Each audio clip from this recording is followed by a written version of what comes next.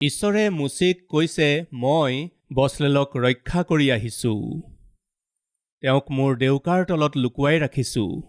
মই তেওঁক গুণবোৰ দিছোঁ। কিয় দিয়া হৈছে বুলি ক'লে, মোৰ কাম কৰিবৰ বাবে।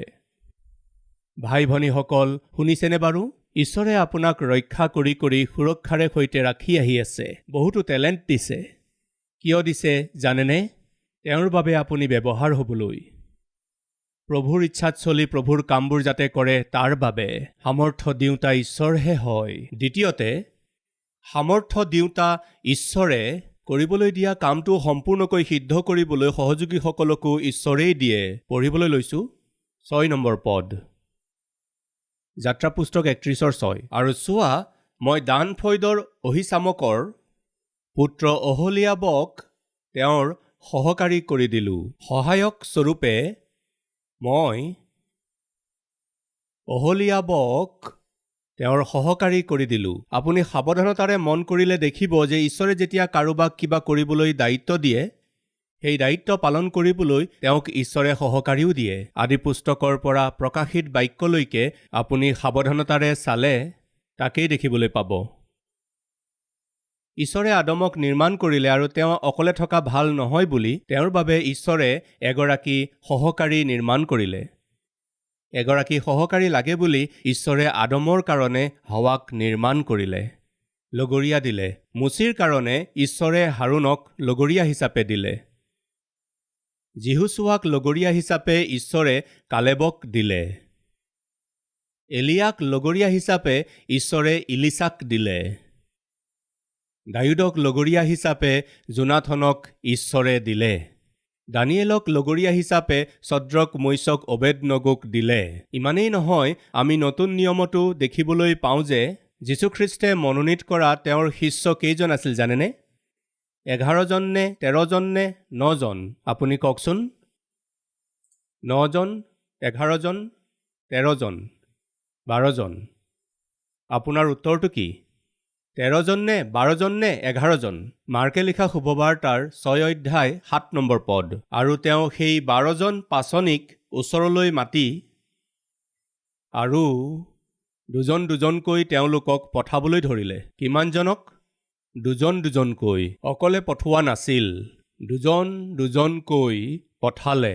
সেই ঈশ্বৰজনেই আকৌ প্ৰতিজ্ঞা কৰি কৈছে, যি স্থানতেই মোৰ নামেৰে 2 বা 3 জন মিলি প্ৰাৰ্থনা কৰিলে তেওঁলোকৰ মাজত মই থাকিম বুলি কৈছিল। সাৱধানতাৰে মন কৰিলে দেখিবলৈ পাওঁ যে ঈশ্বৰে যেতিয়া কাৰোবাক কিবা কৰিবলৈ দায়িত্ব দিয়ে, সেই দায়িত্ব পালন কৰিবলৈ তেওঁক সামৰ্থ্যও দিয়ে।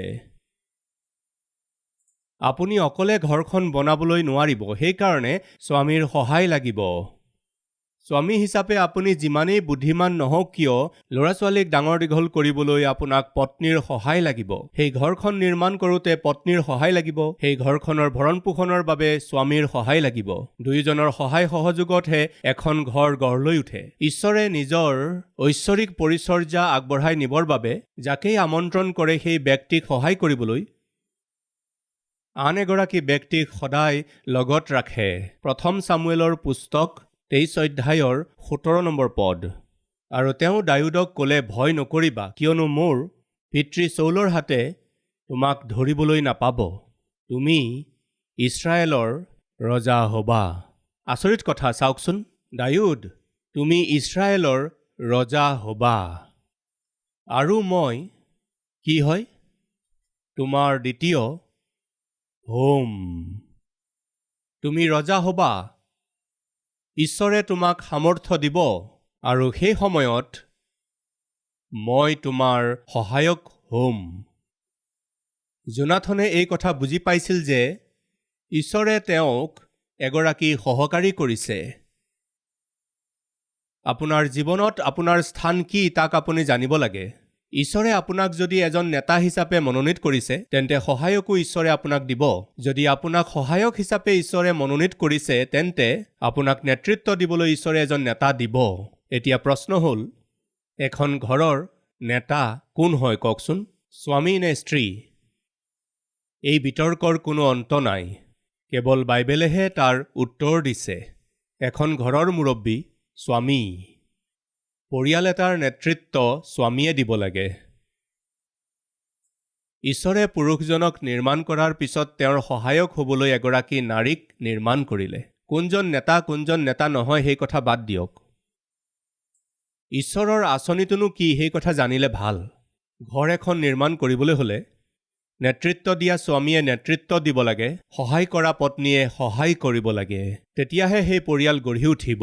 স্বামীজন যদি বেকাৰ হৈ থাকে, নেতৃত্ব দিয়া পত্নীগৰাকী যদি দন্দুৰী হয়, সেই পৰিয়াল গঢ়ি নুঠিব। তেনেকৈয়ে পৰিচৰ্যা কৰাৰ সময়ত ঈশ্বৰে কাক পৰিচৰ্যাৰ কাৰণে মাতিছে, সহায়ক হিচাপে কাক ৰাখিছে জানিলে ভাল। পৰিচৰ্যাকাৰী হিচাপে ঈশ্বৰে মনোনীত কৰাজন সহায়ক হ'লে আৰু সহায়ক হ'বলগীয়াজন পৰিচৰ্যাকাৰী হ'লে সেই পৰিচৰ্যা আগ নাবাঢ়িব। জোনাথন আচলতে চৌলৰ পুতেক আছিল। সেই সময়ত চৌলে ৰজা হিচাপে শাসন কৰি আছিল। তেওঁৰ পাছত জোনাথন ৰজা হ'বলগীয়া আছিল। কিন্তু জোনাথনে এই কথা বুজি পাইছিল যে মোৰ পিতৃৰ পিছত মই শাসন কৰিবলৈ পোৱাটো সহজ কথা, কিন্তু ঈশ্বৰে মোক ৰজা হিচাপে মনোনীত কৰা নাই। ঈশ্বৰে মোক ৰজা হিচাপে মনোনীত কৰা নাই, ঈশ্বৰে মোক সহায়ক হিচাপেহে মনোনীত কৰিছে। জোনাথনে নিজৰ মনৰ ইচ্ছা পূৰণ কৰিবলৈ নিবিচাৰিলে। মোৰ পিতৃ ৰজা আৰু তেওঁৰ পাছত এদিন মই ৰজা হ'ম, এইদৰে নাভাবিলে। মোৰ পিতৃ ৰজা সঁচা কথা, কিন্তু তেওঁৰ পাছত ৰজা হ'বলৈ ঈশ্বৰে মোক মনোনীত কৰা নাই, দায়ুদক কৰিছে। ঈশ্বৰৰ ইচ্ছা কি তেওঁ জানিছিল, ঈশ্বৰৰ আঁচনি কি তেওঁ জানিছিল। তেনেদৰে পৰিচৰ্যাকাৰীসকলে, তেনেদৰে পৰিচৰ্যাত ব্যৱহাৰ হোৱা লোকসকলে, তেনেদৰে পৰিয়াল চলাওঁতাসকলে, চাকৰিয়ালসকলে প্ৰত্যেকে নিজৰ বিষয়ে জানিবলগীয়া কথাটো হৈছে কোন নেতা আৰু কোন সহায়ক। বছলেলক সেই কাৰ্যৰ বাবে নেতা হিচাপে মনোনীত কৰি মই তেওঁৰ সহায়ক হ'বলৈ আন কিছুমানক দিছোঁ। মুচি নেতা আছিল আৰু হাৰুণ মুচিৰ হৈ কথা ক'বলৈ স্প'ক্সমেন আছিল। যিহুচুৱা নায়ক আছিল, কালেব সহায়ক আছিল। দায়ুদ নেতা আছিল, জোনাথন সহায়ক আছিল। আপুনি সাৱধানতাৰে চালে দেখিব যে পৌল নেতা আছিল আৰু চিল সহায়ক আছিল। পৌল নেতা আছিল, তিমথি সহায়ক আছিল। কোন নেতা, কোন সহায়ক? ঈশ্বৰৰ পৰিচৰ্যাত, ঈশ্বৰৰ পৰিচৰ্যা কাৰ্যত মই এগৰাকী সহায়ক নে নেতা? সেই কথা জনাৰ দায়িত্ব আপোনাৰ। কিন্তু আজি বহুতো লোকৰ মনৰ ভিতৰত থকা আশাটো হৈছে মোক নেতা কৰি তোলক, মই নেতৃত্ব দিব লাগে। তেন্তে সহায়ক? মই সহায় কৰিব নোৱাৰোঁ, মই তেনেকুৱা মানুহ নহয়। মই লিডাৰশ্বিপত ছেকেণ্ড লাইনত নাথাকোঁ, মই ফাৰ্ষ্ট লাইনত থকা মানুহ। প্ৰত্যেকেই সাধাৰণতে আজিকালি পৰিচৰ্যালৈ অহা প্ৰত্যেকৰে আশা কি জানেনে?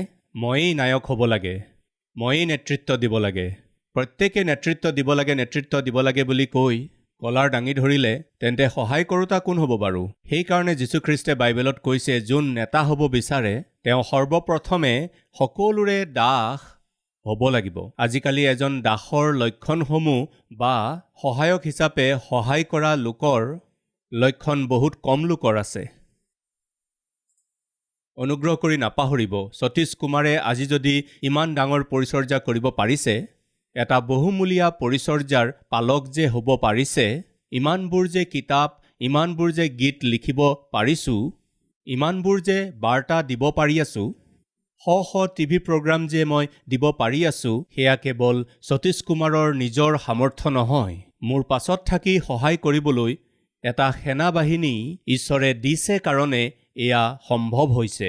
গতিকে আপুনি যি কৰাটো ঈশ্বৰে আশা কৰিছে তাক কৰিবৰ কাৰণে প্ৰয়োজনীয় সহায় দিব পৰা লোকসকলকো ঈশ্বৰে তুলি ধৰে, এই কথাটো আপুনি নাপাহৰিব। সেই সময়ত আপোনাৰ স্থান কি? নেতা হোৱাৰ, নেতৃত্ব দিয়াৰ স্থান নে পিছফালে থাকি সহায় কৰা লোকৰ স্থান? আপোনাৰ স্থান কি? যীশুখ্ৰীষ্টে 12জন শিষ্যক মনোনীত কৰিছিল। সেই 12জন পুৰুষ আছিল। সেই 12জন শিষ্যক প্ৰভু যীশুখ্ৰীষ্টে মনোনীত কৰি দুজনকৈ পঠাই শুভবাৰ্তা প্ৰচাৰ কৰা বুলি কৈছিল। তেন্তে কি পৰিচৰ্যাত মহিলাসকলৰ কাম নাই নেকি? পৰিচৰ্যাত মহিলাসকল ব্যৱহাৰ নহ'ব নেকি? সতীশ কুমাৰে মহিলাসকলক পৰিচৰ্যালৈ উৎসাহিত নকৰে জানো? নিশ্চয় উৎসাহিত কৰে। আজি আমাৰ কালবাৰী টেম্পলত হাজাৰ হাজাৰ মহিলা সহভাগী হৈ আছে, পৰিচৰ্যাত অংশগ্ৰহণ কৰি আছে। তেওঁলোকে যে পৰিচৰ্যা কৰিব লাগে সেই বিষয়ে বাৰ্তা মই দিয়েই থাকোঁ। 12জন পুৰুষক ঈশ্বৰে পৃথক কৰিলে, 12জন শিষ্যক আমন্ত্ৰণ কৰিলে আৰু তেওঁলোকক দুজন দুজনকৈ পৃথক কৰিলে আৰু সেই 12জনক শুভবাৰ্তাৰ পৰিচৰ্যা কৰিবলৈ পঠালে, বাক্যৰ শিক্ষা দিবলৈ পঠালে। তেন্তে মহিলাসকলে কি কৰিলে আহক চাওঁ। তেওঁলোক নেতৃস্বৰূপে আছিল নে সহায়িকা হিচাপে আছিল? চাওঁ আহকচোন। লোকে লিখা শুভবাৰ্তাৰ 8 অধ্যায়ৰ আৰম্ভণিৰ কেইটামান পদ। তাৰ অলপৰ পাছত তেওঁ নগৰে নগৰে গাঁৱে গাঁৱে ঈশ্বৰৰ ৰাজ্যৰ শুভবাৰ্তা ঘোষণা আৰু প্ৰচাৰ কৰি ফুৰিলে। আৰু সেই 12জন পাচনি, কোন এই 12জন পাচনি? ঈশ্বৰৰ দ্বাৰাই মনোনীত হোৱা, দুজন দুজনকৈ পৃথক কৰা হোৱা, গাঁৱে গাঁৱে শুভবাৰ্তা আৰু বাক্য প্ৰচাৰ কৰিবলৈ পঠোৱা হোৱা, বিশেষভাৱে পৃথক কৰা হোৱা 12জন পুৰুষ আছিল। 12জনক শিষ্য হিচাপে আমন্ত্ৰণ কৰা হৈছিল। তেন্তে মহিলাসকলে পৰিচৰ্যা নকৰে নেকি? নিশ্চয় তেওঁলোকেও কৰে। কেনেকৈ? আৰু অসুচী ভূতৰ আৰু নৰিয়াৰ পৰা মুক্ত হোৱা কেইজনীমান তিৰোতা, অৰ্থাৎ যিজনীৰ পৰা 7টা ভূত ওলাইছিল, মগদলিনী বুলি মতা সেই মৰিয়ম আৰু হেৰোদ ৰজাৰ ঘৰগিৰি কুশৰ ঘৈণীয়েক জোহানা আৰু সূচনা আৰু আন অনেক তিৰোতাবিলাক তেওঁৰ লগত আছিল। এই তিৰোতাবিলাকে নিজৰ নিজৰ সম্পত্তিৰ পৰা তেওঁলোকৰ সেৱা শুশ্ৰূষা কৰিছিল। যীশুখ্ৰীষ্টৰ পৰিচৰ্যাত 12জন শিষ্যই তেওঁলোকক কৰিবলৈ দিয়া দায়িত্ব, তেওঁলোকক কৰিবলৈ দিয়া পৰিচৰ্যা, শুভবাৰ্তা শুনাই শুনাই যেতিয়া আগবাঢ়ি গৈ আছিল, তাৰ লগতে কেইগৰাকীমান মহিলাৰ নামৰ তালিকা দিয়া হৈছে। তেওঁলোকো যীশুখ্ৰীষ্টৰ পৰিচৰ্যাত সহভাগী হৈছিল। কেনেদৰে? জোহানা আৰু সুচান্না আৰু আন অনেক তিৰোতাবিলাকে নিজৰ নিজৰ সম্পত্তিৰ পৰা তেওঁলোকৰ সেৱা শুশ্ৰূষা কৰিছিল, সহায় দিয়া পৰিচৰ্যা কৰিছিল, তেওঁলোকৰ সেৱা শুশ্ৰূষা কৰিছিল। আগত থাকি নেতৃত্ব দিয়াসকলে নেতৃত্ব দি আছে, পিছফালে থাকি সহায় দি থকাসকলে সহায় দি আছিল। ঈশ্বৰে আদমক নিৰ্মাণ কৰাৰ পিছত সহায়ক স্বৰূপে নাৰীক নিৰ্মাণ কৰিলে। এয়া ঈশ্বৰৰ ব্যৱস্থা। পুৰুষসকলক ঈশ্বৰে এটা দায়িত্ব দিছে। পৰিচৰ্যাৰ কাৰণে পুৰুষসকলক ঈশ্বৰে আমন্ত্ৰণ কৰিছে। সেই পুৰুষজনক সহায় কৰিবলৈ পত্নী এগৰাকী দিছে। 12জন শিষ্যক ঈশ্বৰে মনোনীত কৰি পৃথক কৰিলে আৰু শুভবাৰ্তা শুনাবলৈ তেওঁলোকক পঠালে। প্ৰচাৰ কৰিবলৈ যোৱা পুৰুষসকলৰ পাছফালে মহিলাসকলে সহায়কৰ্তা হিচাপে থাকি সেৱা শুশ্ৰূষা আৰু সহায় কৰিছিল। এয়া বাইবেলৰ বিধি। আজিকালি বহুতো নতুন নতুন বিধি আহিছে। তেওঁলোকৰ নিজৰ স্বভাৱ অনুসাৰে বাইবেলৰ ব্যৱস্থা ত্যাগ কৰি তেওঁলোকৰ ব্যক্তিত্ব আৰু স্বভাৱবোৰক প্ৰকাশ কৰি আছে। লাগিলে যিয়েই নহওক, ঈশ্বৰৰ বাক্যক প্ৰেম কৰা মণ্ডলী, খ্ৰীষ্টীয় সমাজ, ঈশ্বৰৰ বাক্যহে বুজিবলৈ চেষ্টা কৰক, ঈশ্বৰৰ বাক্যহে জানিবলৈ চেষ্টা কৰক। হে সেৱক, ঈশ্বৰৰ বাক্য অনুসৰি আপোনাৰ পৰিচৰ্যা আগবঢ়াই নিবলৈ চেষ্টা কৰক। কোনে নেতৃত্ব দিব লাগে আৰু কোনে সহায় কৰিব লাগে সেই কথা জানি ল'লে ভাল হ'ব। বছলেলে নেতৃত্ব দিবলগীয়া আছে আৰু তেওঁৰ পাছত যি ব্যক্তি আছে তেওঁ সহায় কৰোঁতা। এই কথাটো নাপাহৰিব। গতিকে সৰ্বপ্ৰথমে সামৰ্থ্য ঈশ্বৰে দিব যেতিয়া কৰিবলৈ কাম দিব। দ্বিতীয়তে সহায় কৰোঁতাসকলকো ঈশ্বৰে আপোনাক দিব। আৰু তৃতীয়তে সময় অনুসৰি প্ৰয়োজনীয় জ্ঞানো ঈশ্বৰে আপোনাক দিব। সামৰ্থ্য দি, সহায় কৰোঁতাসকলকো দি, সময় অনুসৰি আপোনাক জ্ঞান নিদিলে আপুনি পৰিচৰ্যাত আগবঢ়াটো সম্ভৱ নহ'ব। নাইবা আপোনাৰ কাম আৰু আপোনাৰ পৰিচৰ্যাত আগবঢ়াটো সম্ভৱ নহয়। আপুনি যিয়েই কাম কৰক, সেই কামটো কৰিবৰ কাৰণে, সেই কামটো আগবঢ়াই নিবৰ কাৰণে, সেই কামটো সম্পূৰ্ণ কৰিবলৈ কি লাগে? জ্ঞান লাগে। মই আকৌ সোঁৱৰাই দিছোঁ, জ্ঞানৱতী তিৰোতাই কি কাম কৰে? ঘৰ বনাই। তাৰমানে এগৰাকী তিৰোতাই ঘৰ বনাবলৈ তেওঁক বুদ্ধি লাগিব। একেদৰে বাইবেলে কৈছে, জ্ঞানেৰে সৈতে তোমালোকে নিজ নিজ ভাৰ্যাক ব্যৱহাৰ কৰিবা। এগৰাকী স্বামীয়ে জ্ঞানেৰেহে নিজৰ পৰিয়াল গঢ়িব পাৰে, গৃহস্থালী কৰিব পাৰিব। তোমালোকৰ কাৰোবাৰ যদি জ্ঞানৰ অভাৱ হয় মোক খোজা মই তাক দিম তেওঁ এই বুলি কৈছে ষ্টুডেণ্টসকলে পৰীক্ষাত সফল হ'বলৈ হ'লে তেওঁলোকক জ্ঞান লাগে কাম কৰা লোকসকলক চাকৰি কৰা লোকসকলক ব্যৱসায় কৰা লোকসকলক যি কামেই নকৰক বুদ্ধি লাগিব আপোনাক সেই জ্ঞান ঈশ্বৰে নিশ্চয় প্ৰদান কৰিব প্ৰায় ২০ লাখ মান লোকক মুচিয়ে অৰণ্যৰ মাজেৰে তেওঁলোকক চলাই নিলে ইমানবোৰ লোকক নেতৃত্ব দিবলৈ কি লাগিব কওকচোন জ্ঞান লাগিব প্ৰায় ৩০ লাখ মান লোকক যিহুচুৱাই নেতৃত্ব দিলে ইমানবোৰ লোকক নেতৃত্ব দিবলৈ ৩১ জনকৈ ৰজাক পৰাভূত কৰিবলৈ যিহুচুৱাক কি লাগে জ্ঞান লাগে ঈশ্বৰে আপোনাক কৰিবলৈ যি কামেই দিয়ক বা যি পৰিচৰ্যাই দিয়ক আপোনাৰ প্ৰতি তেওঁৰ যিয়ে আঁচনি নহওক কিয় তাক সিদ্ধ কৰিবলৈ আপোনাক সামৰ্থ্য দিব সহায় কৰোতাসকল দিব ইমানেই নহয় সময় অনুসৰি জ্ঞানো দিব আচলতে এই জ্ঞান পাবলৈ হ'লে আমি কি কৰিব লাগিব এদিন এজন যুৱক এটা বেংকৰ মেনেজাৰ হিচাপে নতুনকৈ বেংকলৈ আহিছিল এইদৰে সেই যুৱকজন মেনেজাৰ হিচাপে আহোঁতে এই বেংকটোক সফলতাৰে আগবঢ়াই নিবলৈ হ'লে বেংকৰ লাভ কৰিবলৈ হ'লে সকলো শাখাতেই এই বেংকটো উত্তম অৱস্থালৈ নিবলৈ হ'লে মই কি কৰিব লাগিব এইদৰে ভাবি সেই বেংকটোতেই দীৰ্ঘকাল ধৰি কাম কৰি থকা এজন অভিজ্ঞ কেচিয়াৰজনক মাতিলে আৰু ক'লে ছাৰ দীৰ্ঘকালৰ পৰা আপুনি এই বেংকত কাম কৰি আছে হয় মহাশয় আমাৰ বেংকটোক এক উন্নত অৱস্থালৈ নিবলৈ বিচাৰিছোঁ এয়া মোৰ আশা বৰ ভাল কথা এই প্ৰক্ৰিয়াত মোক আপোনাৰ পৰামৰ্শ লাগে কওকচোন অন্য একো নাই আমাৰ ব্ৰাঞ্চটোক এক উত্তম অৱস্থালৈ নিবলৈ হ'লে আপুনি দিব পৰা পৰামৰ্শ কি তেতিয়া সেই জ্যেষ্ঠ ব্যক্তিজনে ক'লে ভাল নিৰ্ণয়বোৰ লওক আমাৰ বেংকটো উত্তম অৱস্থা এটাত উপনীত হ'বলৈ হ'লে আপুনি ভাল নিৰ্ণয় লওক তেতিয়া তেওঁ ক'লে সেই বেংকলৈ নতুনকৈ অহা ডেকা মেনেজাৰজনে ক'লে ভাল নিৰ্ণয় ল'ব লাগে ঠিক আছে মই ভাল নিৰ্ণয়বোৰ ল'বলৈ হ'লে মুঠ কি থাকিব লাগে সেই জ্যেষ্ঠজনে ক'লে আপুনি ভাল নিৰ্ণয় ল'বলৈ হ'লে আপোনাক অভিজ্ঞতা লাগিব ঠিক আছে মোৰ অভিজ্ঞতা হ'বলৈ মই কি কৰিব লাগিব সেই জ্যেষ্ঠজনে ক'লে ভুল কৰক কি কৈছে হয় আপোনাৰ ভুলবোৰৰ দ্বাৰা আপোনাৰ ভুল ভ্ৰান্তিবোৰৰ দ্বাৰা আপোনাৰ অভিজ্ঞতা হ'ব সেই অভিজ্ঞতাই আপোনাক শিক্ষা দিব কোনটো ভাল কোনটো বেয়া সেইবোৰ শিকাব ভাল বেয়া জনাৰ পিছত আপুনি নিজেই বুজিব পাৰিব কোনটো নিৰ্ণয় শুদ্ধ কোনটো নিৰ্ণয় ভুল তাৰ মানে ভাই ভনীসকল অনুগ্ৰহ কৰি মন কৰিব আমি নিজৰ পৰিচৰ্যাত বা নিজৰ কামত যদি ভুলো হয় সেই ভুলে আমাক কি শুদ্ধ আৰু কি অশুদ্ধ তাক কয় সেইবোৰে আমাক অভিজ্ঞতা দিয়ে সেই অভিজ্ঞতাবোৰে ভাল নিৰ্ণয় ল'বলৈ সুবিধা কৰি দিয়ে যদি আজি এয়া পাৰিবাৰিক কিবা কথা হ'ব পাৰে আমাৰ পাৰিবাৰিক ব্যৱস্থাত কিছুমান ভুল হ'ল পত্নী হিচাপে মই কিছুমান ভুল কৰিলোঁ স্বামী হিচাপে মই কিছুমান ভুল কৰিলোঁ সন্তান হিচাপে মই কিছুমান ভুল কৰিলোঁ কৰ্মচাৰী হিচাপে মই কিছুমান ভুল কৰিলোঁ ব্যৱসায়ী হিচাপে মই কিছুমান ভুল কৰিলোঁ সেৱক বা পালক হিচাপে মই কিছুমান ভুল কৰিলোঁ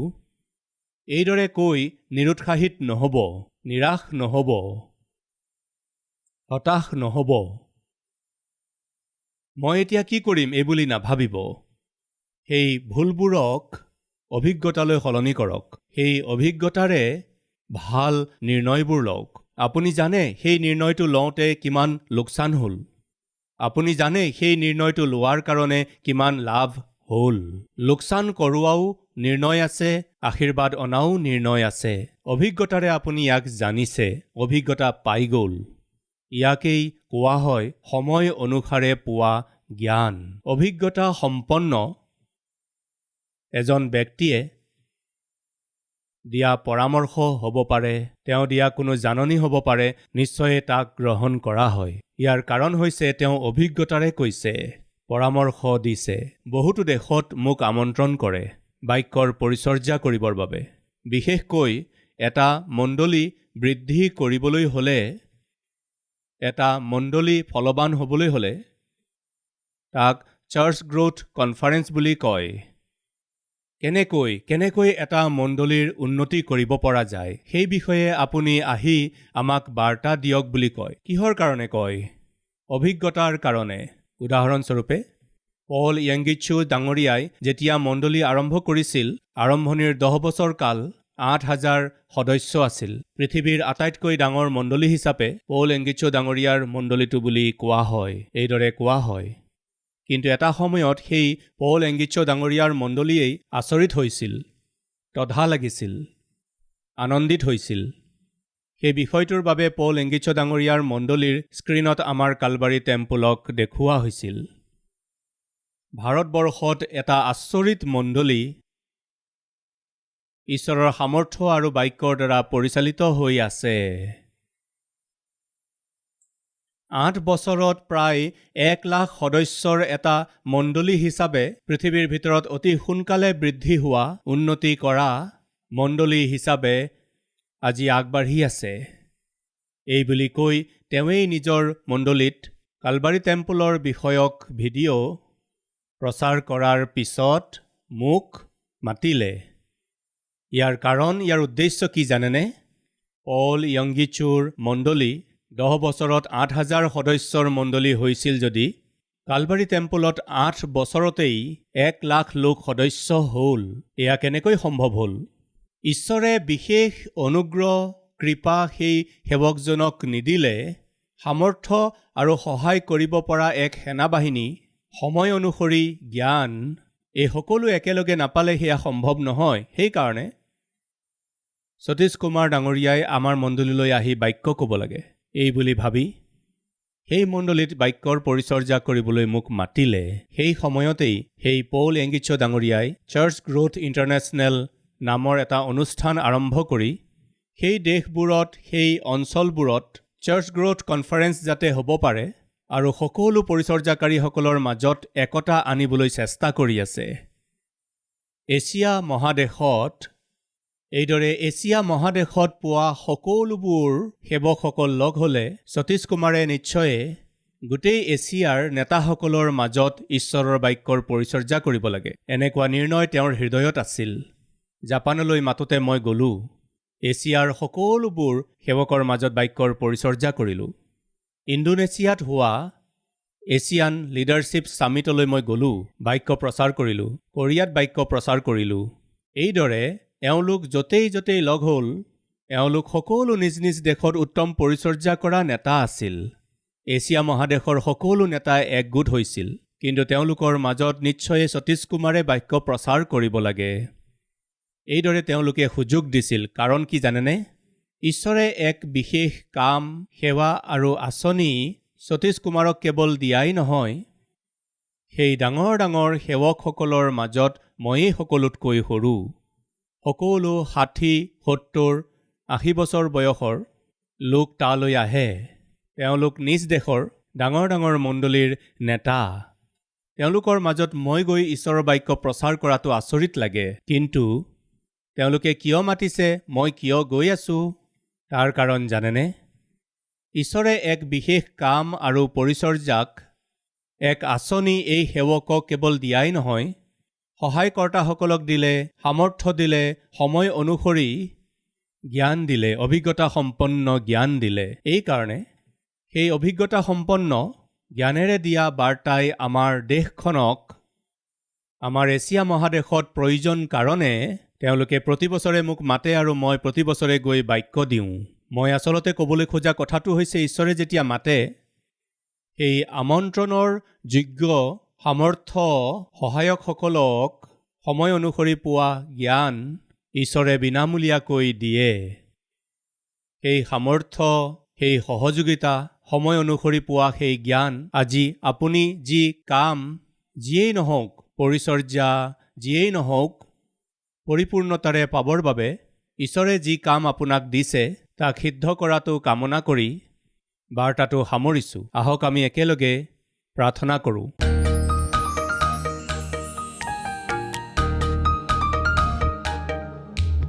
পবিত্ৰ পিতৃ ঈশ্বৰ, আপোনাৰ পৰিচৰ্যা হ'ব পাৰে, আপুনি দিয়া কাম হ'ব পাৰে। আমি তাক কৰিবলৈ আগবাঢ়োতে ভুল ভ্ৰান্তি হ'ব পাৰে। সেয়া সম্ভৱ, কিন্তু সেই ভুলবোৰেই অভিজ্ঞতা দিয়ে আৰু অভিজ্ঞতাৰে লোৱা নিৰ্ণয়েহে আমাক সফলতা দিয়ে। এই কথাটো আমি সকলোৱে জানি বুজি কেতিয়াবা ক'ৰবাত ভুল ভ্ৰান্তি হ'লে নিৰুৎসাহ নোহোৱাকৈ, নিৰাশ নোহোৱাকৈ, অসফলতাৰ সন্মুখীন হ'লেও অপৰাধী মনোভাৱেৰে বহি নাথাকি তাকেই আধাৰ কৰি লৈ সফলতাৰ দিশে জয়েৰে আগবাঢ়ি যাবৰ কাৰণে এটা ভাল নিৰ্ণয় লোৱাৰ এক অনুগ্ৰহ দিবলৈ এই বহুমূলীয়া বাক্য প্ৰত্যেকৰে হৃদয়ত যেন ফলৱান হয়, বৃদ্ধি হয়, তাৰ বাবে আমাৰ দেশক কৃপা কৰক পিতা, আমাৰ ৰাষ্ট্ৰৰ ওপৰত দয়া কৰক পিতা। কৰোনাৰ এই বিপদৰ পৰা মুক্ত কৰি আমাৰ দেশখন যেনে আছিল তেনেকুৱা কৰি দিয়ক আৰু আপোনাৰ মহিমা কৰিবলৈ অনুগ্ৰহ দিয়ক। যীশু খ্ৰীষ্টৰ নামত মাগিছোঁ পিতা, আমেন। हमारा address Calvary, post box number 30, Kukatpally, Hyderabad 72।